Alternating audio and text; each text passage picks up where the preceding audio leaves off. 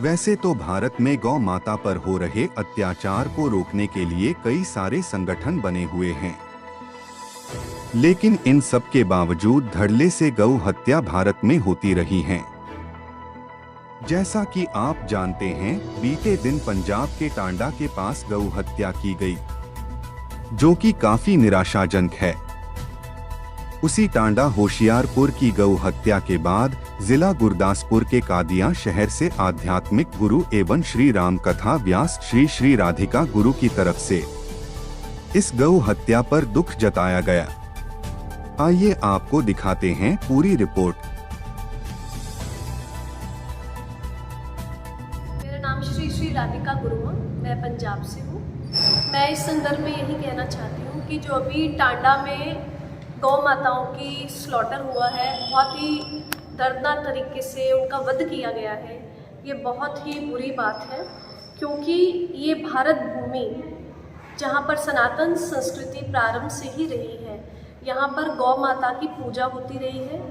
यहाँ तक नारायण के अवतार जब कृष्ण के रूप में आए हैं, तब उन्होंने भी गौ माता की पूजा की है, और इसी गौ माता की पूजा करके उन्हें गोपाल भी कहा गया है। गौ हमारे आस्था का प्रतीक है, हम उनकी पूजा करते हैं, उनकी अर्चना करते हैं। और गौ माता का ऐसा प्रताप प्रभाव है कि उनमें 33 कोटि देवी देवताओं का वास है। और एक बार महालक्ष्मी स्थान पूछ रही थी, तो उनसे कहा गया कि अगर आप रहना चाहती हैं तो गौ के गोबर में आप रहिए। तो देखिए गौ माता का कैसा प्रभाव है कि वे गौ के उनके गोबर में महालक्ष्मी का वास है। और पंच गगार यहाँ पर हमारे सनातन धर्म में जिनकी हम आराधना करते हैं, उसमें गौ माता आती है, गीता जी है, गोविंद है, गुरु है, तो गायत्री है। तो हम तो बाल्यकाल से ही गौ की आराधना करते हैं, और जीवन पर्यंत उनका अमृतमय दूध मनुष्य को पोषित करता है। और उनके तो दूध में उनकी दूध की ऐसी महिमा है कि उनके दूध से दैवत्व व्यक्ति प्राप्त करता है, उसकी बुद्धि देवमयी हो जाती है।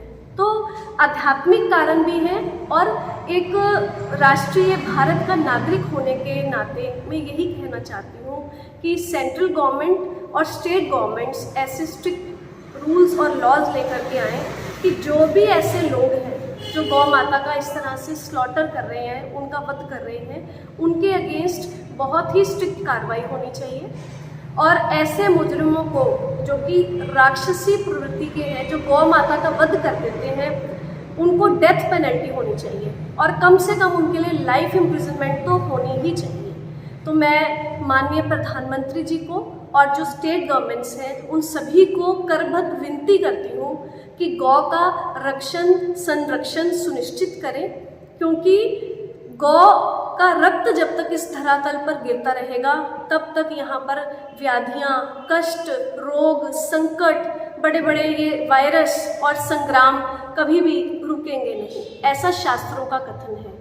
इसीलिए मैं सभी से विनती करती हूँ, और सभी साधु समाज का भी मैं आह्वान करती हूँ कि ऐसी जो स्थिति है जहाँ पर गौ माता का इस तरह से वध किया जा रहा है, उसके खिलाफ आप लोग बोलें। और ये बहुत ही दयनीय स्थिति है।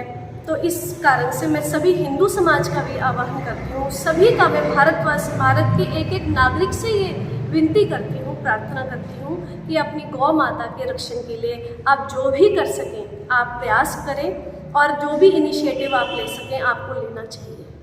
तो ऐसी मेरी विनती है।